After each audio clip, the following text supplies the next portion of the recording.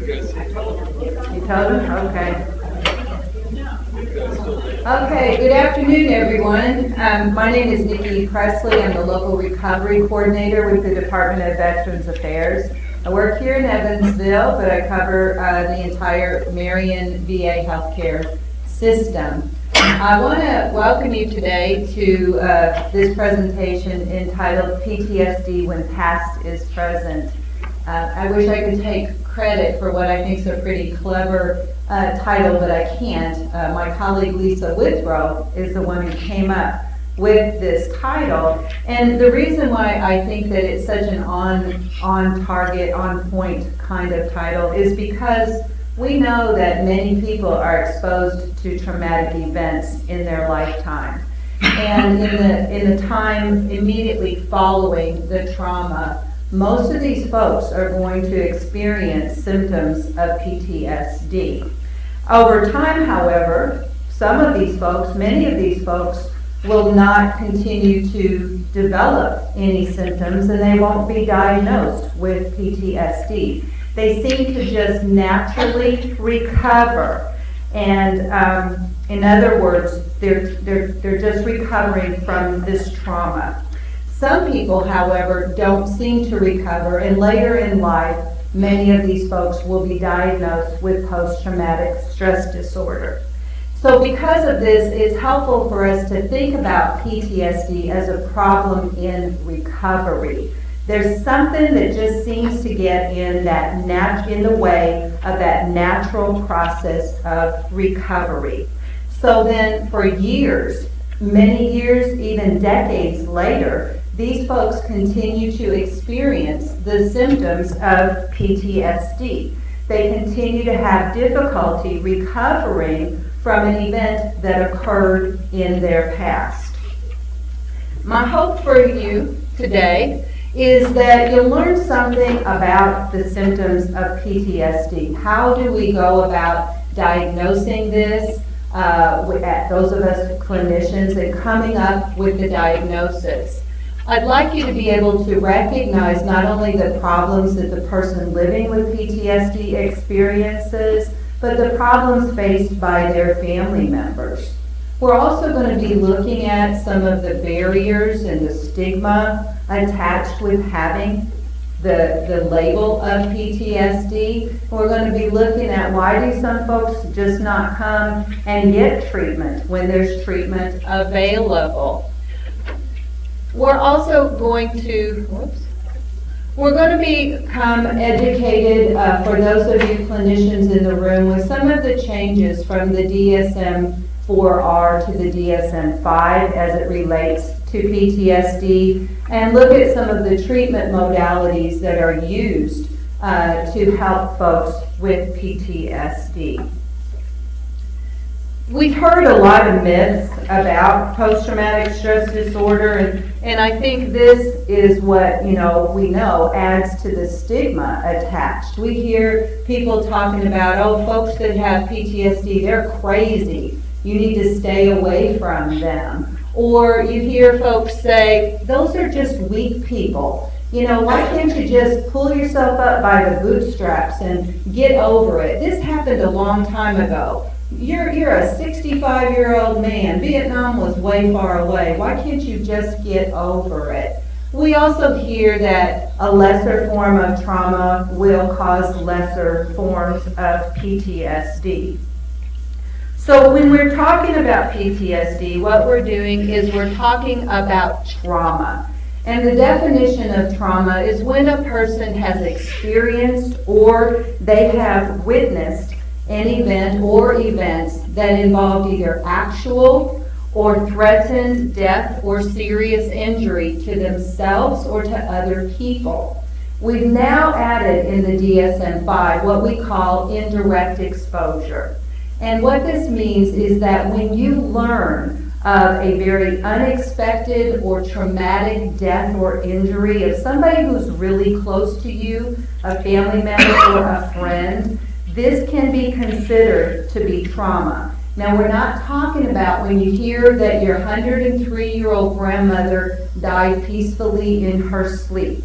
that would be more of an anticipated type of death. Trauma includes many different things. Some of us, we know some of the major forms of trauma. When we hear about children who've been sexually or physically abused, folks that are the target of torture, kidnapping, rape victims, families that endure ongoing months and years of domestic violence, prisoners of war, and of course for our veterans who've been deployed, who've experienced and witnessed many forms of trauma or near trauma in combat zones, acts of terrorism, those that were involved with 9/11. These are some of your big types of trauma that we can say, wow, we know that this happened with this person. So before we discuss the symptoms of PTSD, I'd like to take just a few minutes to talk about the DSM-5 with the clinicians. How many clinicians do we have in the room here? Okay.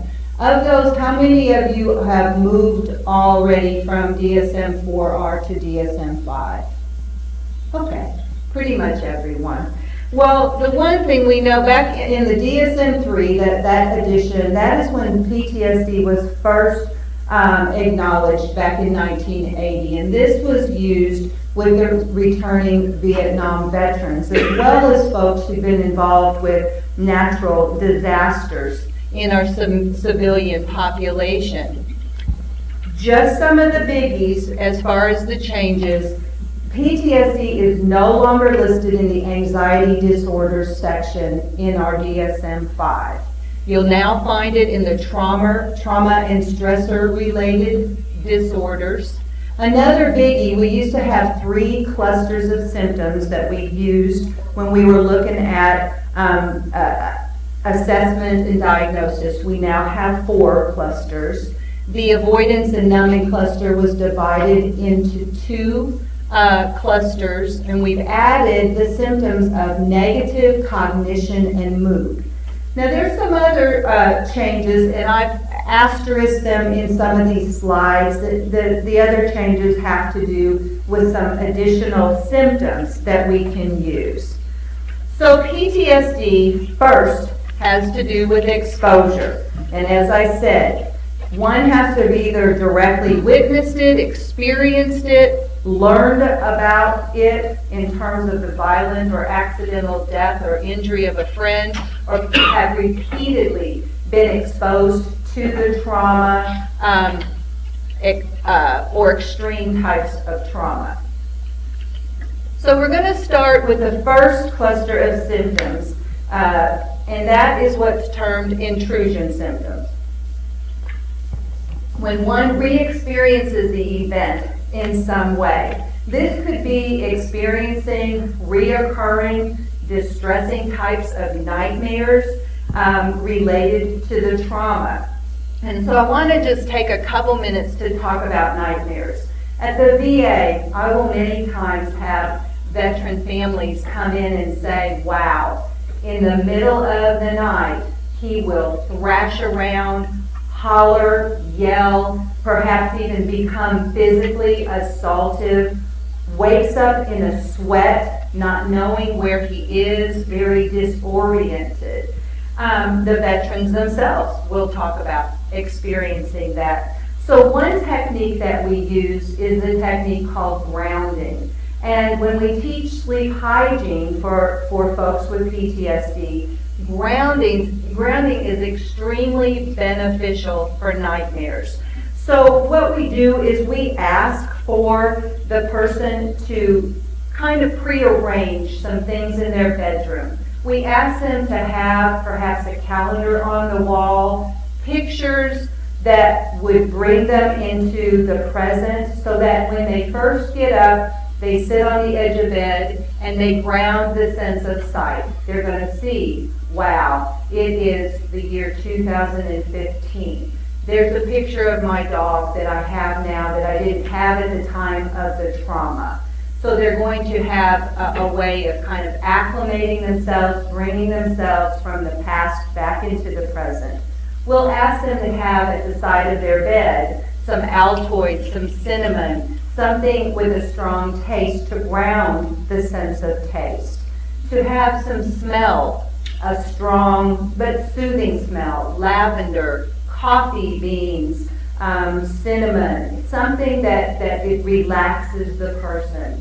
We ask them to have prearranged music, soft, soothing music, not music that would pull them back into the past, and ground a sense of touch by having some ice in a little cooler to the side of the bed. Other symptoms in this cluster include flashbacks. When one acts or feels as if the incident is reoccurring. Intrusive memories just seem to pop into people's minds. And these intrusive memories many times will occur when there's something in the environment that reminds the person of the trauma event. Anniversary dates also tend to be triggers for people who have experienced trauma. But other times there's really nothing going on in the environment to remind them of the event. Sometimes these times that are most, that this happens the most are when somebody's starting to relax, when they're getting ready to go to bed, or maybe when they're bored. It's not uncommon to have this occur. Physical and psychological distress may occur when someone is around the people, the places, or the objects that seem to remind them of the event. And at this time, it's not uncommon to have very prolonged and very intense feelings of distress. The next cluster of symptoms deals with avoidance. And at least one of these two symptoms must be present for at least 1 month following the trauma event. A natural reaction to those intrusive memories and strong emotional reactions is just that urge to push away the thoughts, push away any of the feelings that are associated with the trauma event.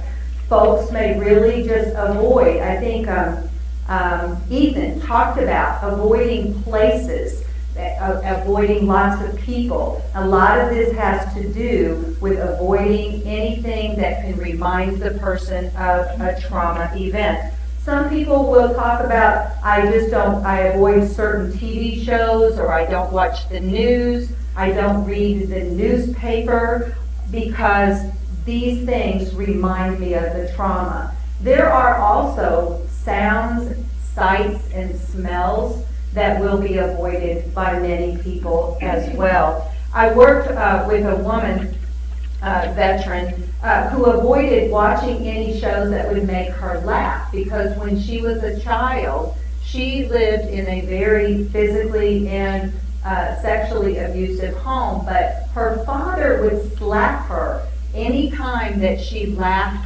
hard and loud. So as an adult, she simply avoided watching any comedies because that was her reminder.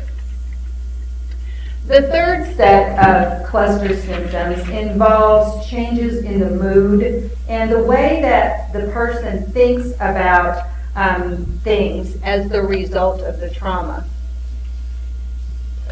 Finding oneself having that really persistently negative mood is common, as are feelings of shame, of guilt, anger, and sadness. Some folks will find that they lose, and I want to say that, as you see here, number 3, the distorted thoughts about the cause of the trauma, the persistent self-blame is new in the symptoms with the DSM-5 for clinicians.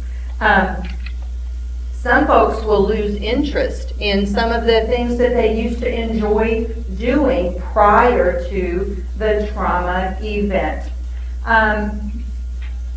I also hear folks talking about, you know, Nikki, I have a really difficult time really feeling any kind of positive emotions whatsoever. They talk about feeling very numb, very disconnected, detached, saying, you know, I can be in a room full of people that I should be enjoying being around, and I just don't feel a part of anything anymore. After the trauma, as I said in the other slide, there is many, many folks who experience trauma who will blame themselves, or they'll blame other people for having not been able to prevent the trauma from occurring. I worked with a woman who had been sexually abused when she was very, very young, and she kept blaming herself. She was a teenager, saying that she should have been able to have kept the trauma from occurring. So the self-blame is a big one. The last cluster of symptoms concerns arousal. When one is reminded of the event, they are likely to experience very, very strong emotions. And along with those feelings are a lot of physical types of reactions. So indicators of arousal symptoms would be having a difficult time falling asleep or having trouble staying asleep, being very angry, having extreme anger outbursts, being very irritable, very moody. We've even added the aggressive and reckless behaviors to the DSM-5, becoming involved with activities that one would never ever have become involved with prior to the traumatic event. Difficulty concentrating is also in the arousal section. Having the exaggerated startle, where people are you know, they'll talk about, I can't stand it if anyone comes up behind me, I just about jump out of my boots, or just a small noise that most people wouldn't be affected by, that has a major effect on them. We talk about hypervigilance, being on guard, always feeling the need to look behind you, always feeling the need to be aware of what's going on in their surroundings. So I want to stop there real quick to see, does anyone, those are the 4 clusters. Does anyone have a question or a comment, or we can keep going and wait till the end? It's totally up to you all. Question or comment about cluster symptoms? Joe? With the, some of the memory loss, is it often reported that memory loss will occur after like a startle response, where it takes, or is that more of like a sleep disturbance where it takes you a few moments to realign where you're at? Is that reported to often happen after a loud noise or something? A memory loss after a loud noise? I think it's more just kind of getting reacclimated to where you are. I haven't heard of it. We've got plenty of clinicians out there. If any of you, Linda's shaking her head no, has anyone heard of that? Yes, ma'am. Just one incident. I had someone report that. Okay. And it was very short term. Just a few seconds, maybe, or a minute. Okay. But more of a maybe memory loss. I think they described it more as a disorienting. Right. That would make sense. Being disoriented for a moment or two. Yeah. Good question, though. Good question. Yes. I would wonder if there was a dissociative reaction. Dissociative reaction could be exactly what he's talking about. Very good. Thank you. Okay. We're going to keep moving on. Numerous problems can and do result as the result of PTSD. I showed a clip in a previous workshop entitled Treatment and Hope After Vietnam. And this Vietnam veteran talked about his feelings of being very overwhelmed, of being feeling despair and helplessness and hopelessness after returning home. He had some very significant drug abuse problems, and he had trouble finding a job. Now, we don't know if that was because of the stigma attached with being a Vietnam veteran, or if it had to do with the fact that he had a lot of problems associated with his PTSD symptoms. But he talked about having relationship problems with his wife, depression, which led to his near suicide. And like many trauma survivors, he talked about having those extreme feelings of self-blame, guilt, and shame. Aggressiveness towards oneself and other people can also be a problem associated with PTSD, and it's not uncommon for folks with PTSD to have alcohol or drug issues. As Dr. Mackey was talking about, it's in the brain. So if you're using a mind-altering substance that changes the brain, there's going to be changes in behaviors as well. Fights and arguments can and do occur, and folks with PTSD can end up with a lot of legal issues. Thus, one of the reasons we keep Jennifer up there really busy is our VJO, with a lot of legal problems, a lot of them having to do with alcohol and drugs. And because of the inability that I talked about to feel that sense of connectedness to anyone, a lot of folks will simply stop doing the things that they enjoyed doing prior to the trauma. This next issue is a huge issue. We could spend a whole day talking about PTSD and suicide. But what we want you to know today is that folks who have PTSD are at definitely a greater risk for suicide, and that 27% of the folks in the United States diagnosed with PTSD have had an attempt. 1 in 5 of our returning Iraq-Afghanistan veterans has a PTSD diagnosis, and veterans account for 20% of the suicides in the United States. With our younger veterans, those veterans who are under the age of 24, being 4 times more likely than any of our other veteran age groups to attempt suicide. There was a survey done with over 5,800 people in the United States, and we found that 22% of folks who had been raped attempted suicide, 23% who had been physically assaulted attempted, almost 43% who had multiple sexual trauma had attempted, and then a staggering 73.5% of people who'd had multiple physical trauma had attempted suicide. Pretty mind-boggling statistics. So, if somebody is knowing that something's going on, they might even know that they have PTSD. Oh, sorry. Why would they be reluctant to go out and seek out help and support? Well, as we said before, military folks especially are brought up strong, in charge, in control. You're not weak. For many people, they have that feeling that if I talk about these feelings, it's a sign of weakness, that I'm no longer in control.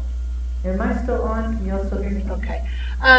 Afraid, and that feeling, like if I start allowing myself to feel these feelings, if I'm crying in front of you, that means I'm not in control. And the piece of this is they haven't been in control for a long, long time.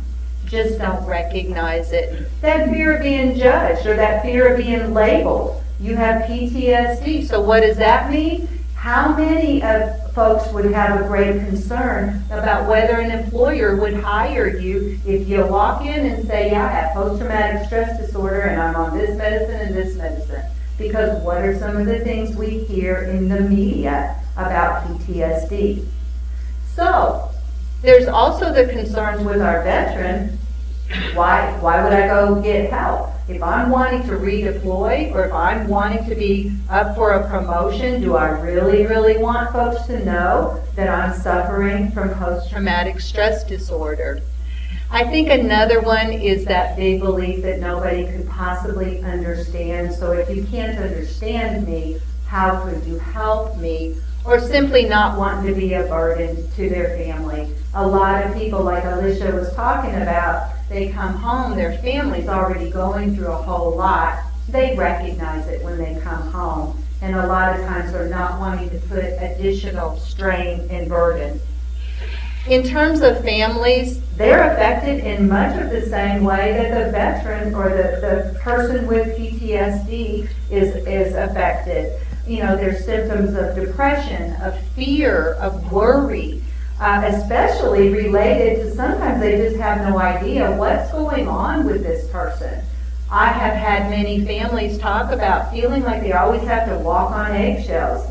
They don't know what to say. They don't know what not to say, what to do, what not to do. Alicia talked about, you know, some of the roller coaster that happens in these families. And so, like folks with PTSD, we see a lot of alcohol and drug abuse with the family members. And this is what is a particular concern is the children in the households.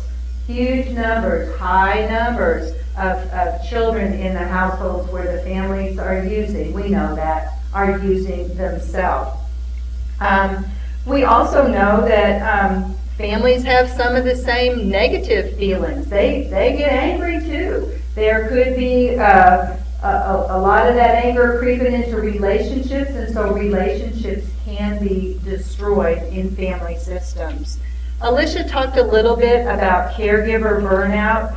There's a lot of energy, a lot of time, a lot of emotion spent on behalf of the caregiver to try to help the person suffering with PTSD recover. But many times this is done at the physical, psychological, and emotional expense of that caregiver.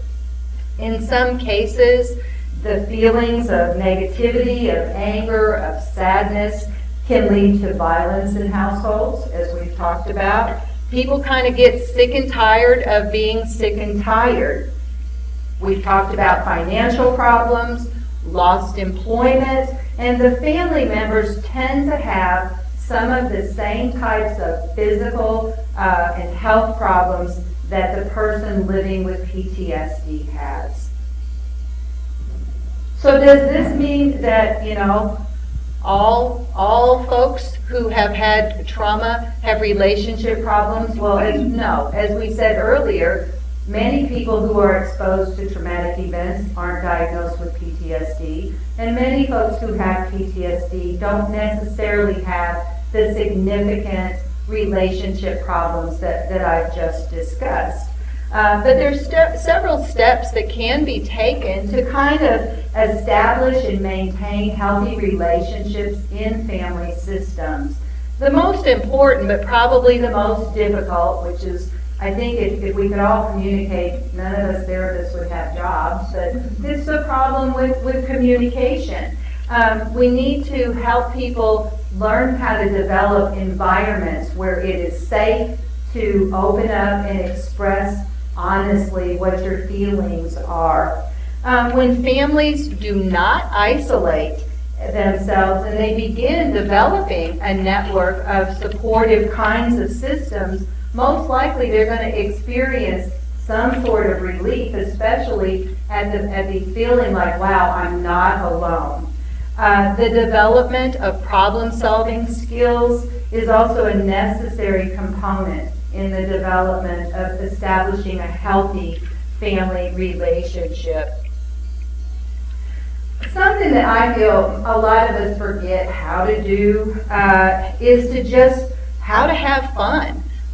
Sometimes we're going to have to learn or relearn how to have some downtime, just enjoy our lives, enjoy our family members, being involved with family activities, particularly those that surround themselves with physical activity, very important. You can also encourage the people that you are working with to have some time together, some family routines. We know that when families and their children eat at least 3 to 4 meals together a week, that those teenagers have a lesser chance of becoming sexually active or involved in alcohol and drugs at a young age. And some folks are just going to need to learn how to get a little bit more of a life, develop some hobbies, you know, get a well-rounded kind of life, and just have some downtime. You don't always, even if there's issues going on, you don't always have to be so serious, and you don't always have to talk about the issues all the time, every day. Are you looking at your wife and telling her, hey, honey? Okay. Okay. So what else can the families can do? Oh, I also want to say, joining such things like NAMI, National Alliance of Mental Illness, or some other kind of self-help group that deals, like here we have Mental Health Association of America, right? Say it. Mental Health America. Mental Health America. You know, that can be extremely important. So I think we got all that. And get help. Go see a professional. If you are a family member and you're having a hard time, we don't want just the person with PTSD to go and get help. Go get some help for yourself. And I usually say to people, you know, go with or without your spouse. Get better with or without them. So there are several treatment modalities that are evidence-based, and they are proven effective in the treatment of post-traumatic stress disorder. We're going to be exploring 3 of these today, and I may even get you out of here early. Okay, the first one is cognitive processing therapy. It consists of 12 sessions, 12 one-hour sessions, or if you're in a group, 1.5-hour sessions. The participants are expected to do homework every single week. And with the folks that I've used this therapy, this treatment modality, the ones that get better are the ones that do their homework. If they don't do their homework, probably not going to get much better. The one thing is that these folks are asked to no longer stop thinking about or feeling the trauma. And this is very, very difficult, because what we're asking them to do is what they've been avoiding doing for years and years and decades and decades. So the goals of cognitive processing therapy are, number 1, to improve the person's understanding of PTSD. And I think it's been a reoccurring theme all day, as Alicia said, education, education, education. So that's the first goal. The second is to reduce the distress associated with the trauma memories. We want to decrease the numbing that's occurring. We want to decrease that avoidance. And we also want to be able to decrease the symptoms of anxiety, of depression, guilt, and shame. So, who's appropriate for CPT? Well, CPT has proven effective, and protocols have been implemented as early as 3 months following a traumatic event, and all the way to 60 years after the trauma event has occurred. Isn't that amazing? You know, I did CPT with a veteran who told me after the 5th week, I have felt better in the last 5 weeks than I felt in the past 54 years.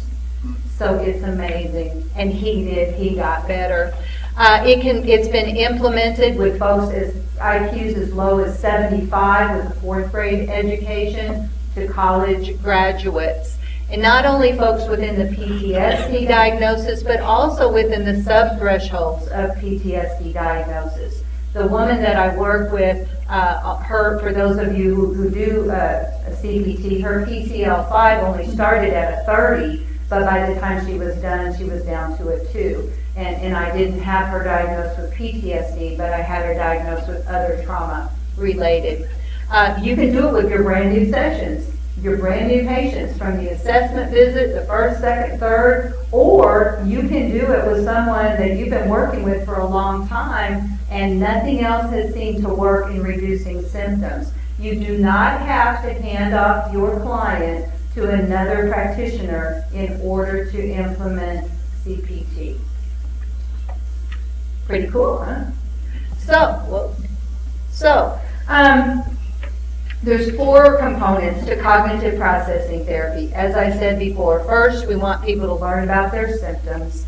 Second, we ask them to begin looking at the trauma event that has occurred and then become aware of what is it they're telling themselves about the trauma. We ask them, what do you believe about the trauma? What do you say about the trauma? Then we look at the feelings and the emotions that are associated with their beliefs.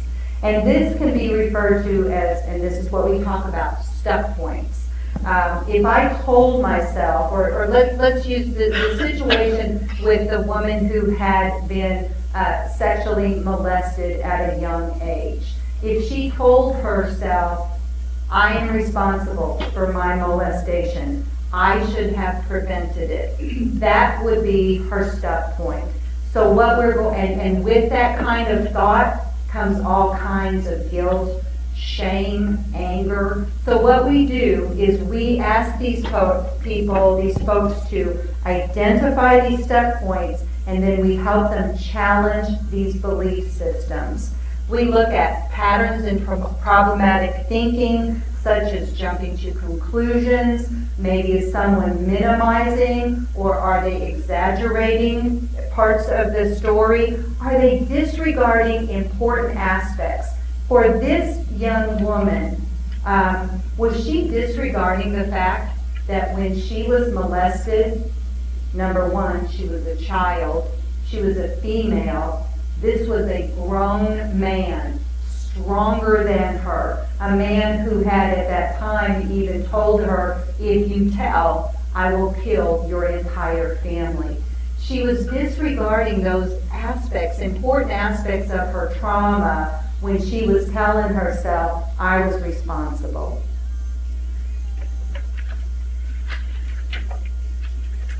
Okay. The next one is EMDR, eye movement desensitization and reprocessing. Quite a mouthful. EMDR is based on the theory that trauma arouses extreme emotions that are stored in their original form in the right brain, not accessible to the left brain for cognitive processing.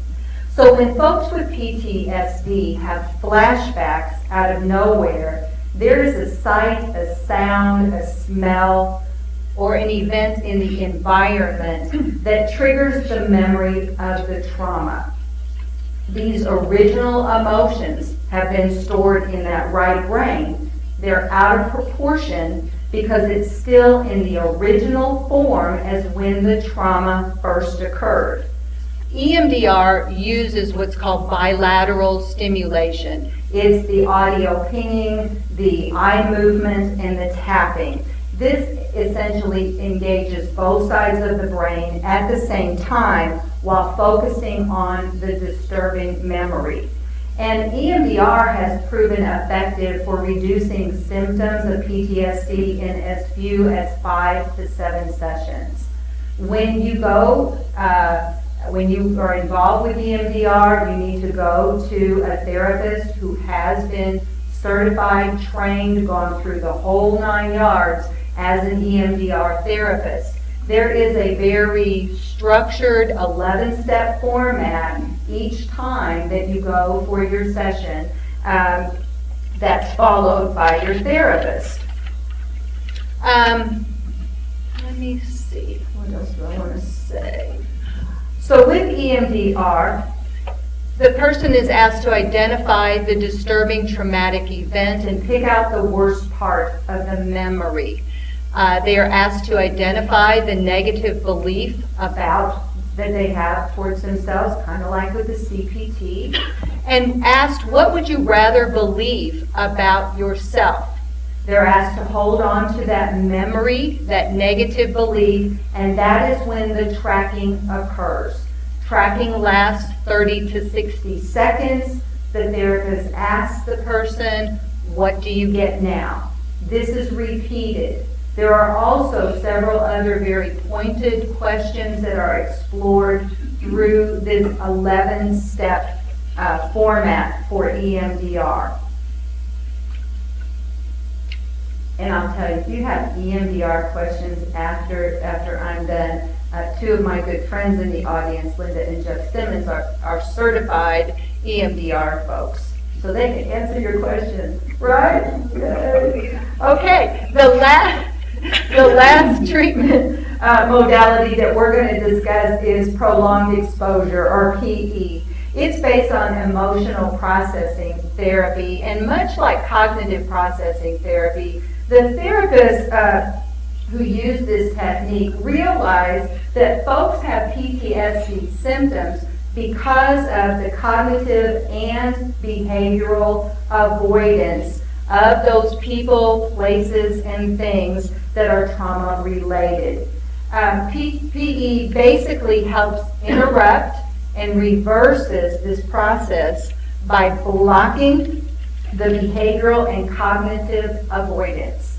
Correct information is introduced, and the therapist helps to facilitate the organization and processing of the trauma memory along with the thoughts and beliefs that are associated with that trauma.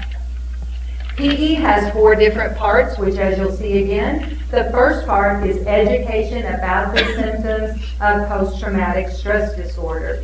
The second is the breathing. Learning how to control breathing can help reduce immediate distress.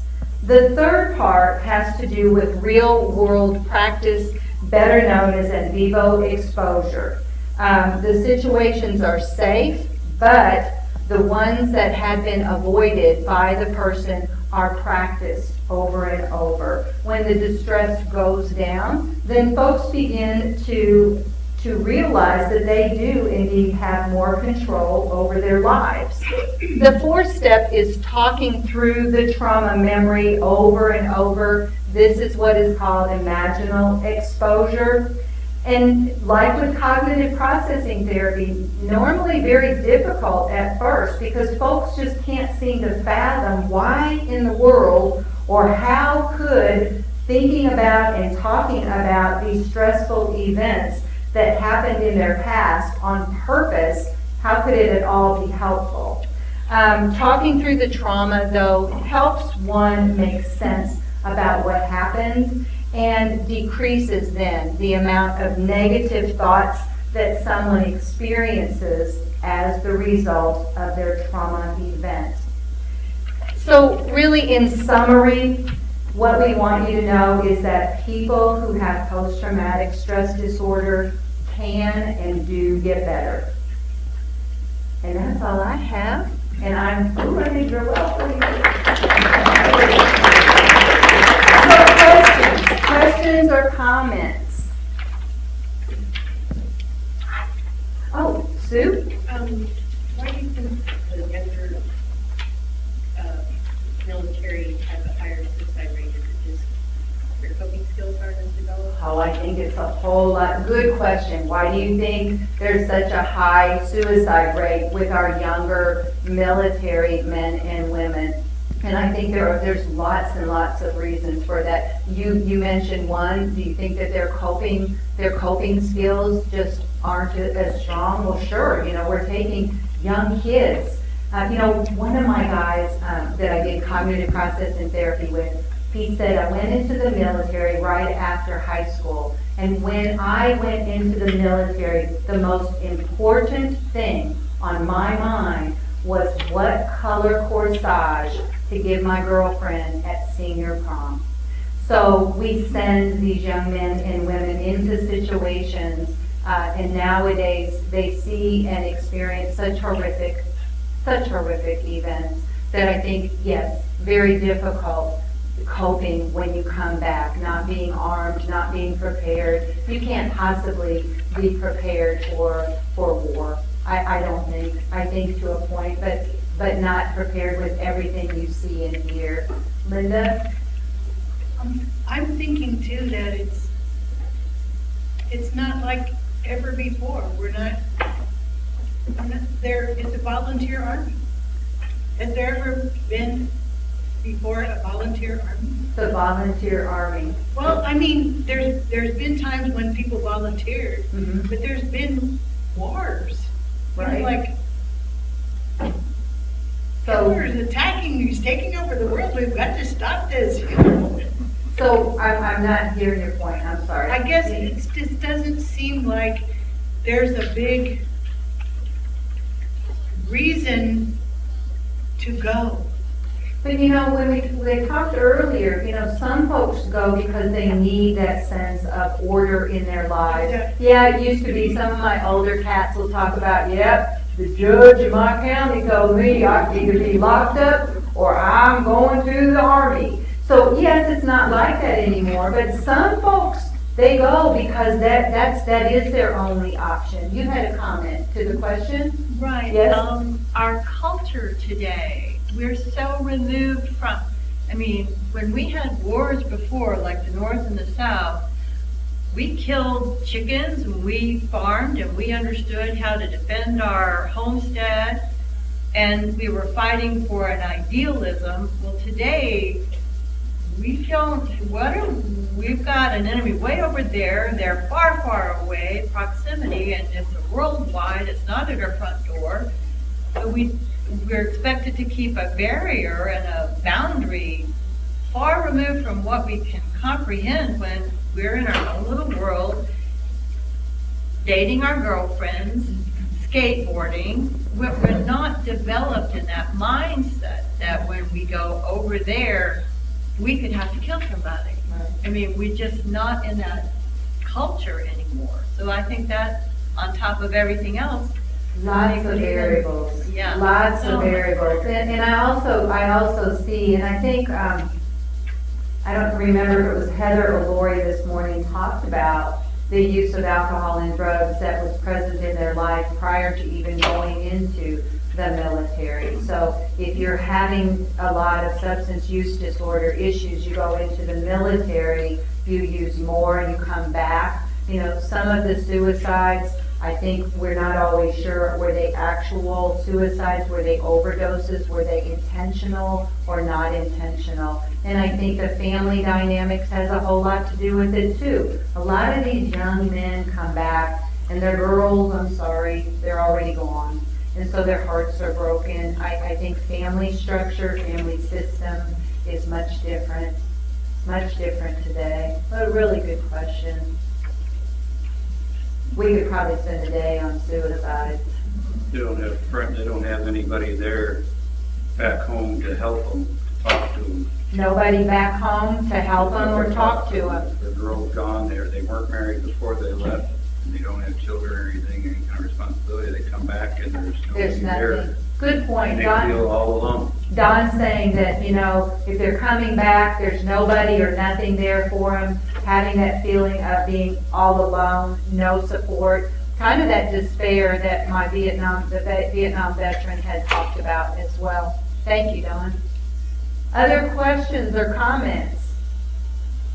Or are you guys all ready to go home? Yeah, I can see it in your eyes. Okay, well, thank you very much. I want to real quick, for those of you who were here this morning, I forgot to say this morning, Carbondale as well. If you attended the morning VA Mental Health Summit, you will soon receive via email Survey Monkey for the Mental Health Summit. Please, please, please fill out your Survey Monkey online. It just takes a couple of moments from the summit and send it off to the powers that be in the VA. And we thank you all for coming today.